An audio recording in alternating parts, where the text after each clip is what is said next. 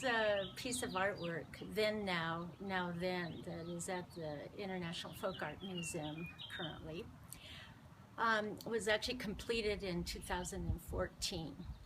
And I think when I start to explain this piece, there's probably a discussion of a couple of things. One of them would be certainly the materials that are from far corners of the world, and the other would be the meaning of the imagery.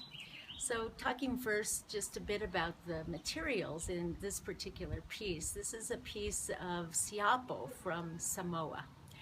And it came to me from Pago Pago. It was 10 feet high by 7 feet wide and had been in the country for some time, came pretty much without any explanation. But we do know that these hand-pounded barks from the South Pacific Islands are still very much a part of the cultural art form in Tonga, and some in Samoa to this day. Many of the other barks from the South Sea Islands have gone obsolete.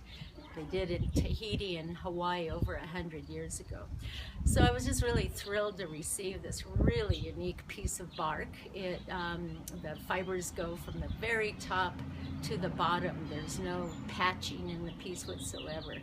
It was the inner bark of probably a breadfruit or a mulberry tree that had been stripped off. So literally you're seeing the skin of a very large tree that has been hand pounded until it's a soft cloth.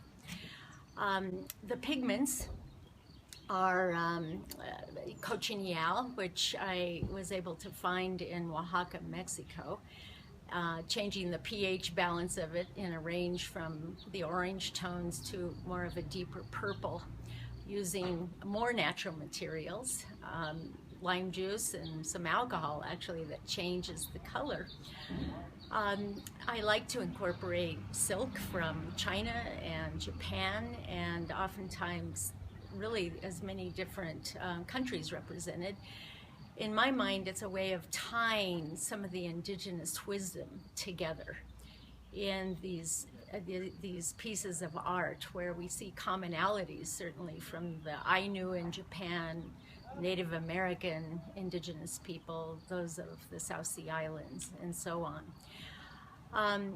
It's about consciousness, it's about caring, it's about an awareness to come to understand the precious resources of our world. So I have in turn used sumi ink with a brush and drawn the abstracted flow of water, flow of rivers throughout the piece of bark.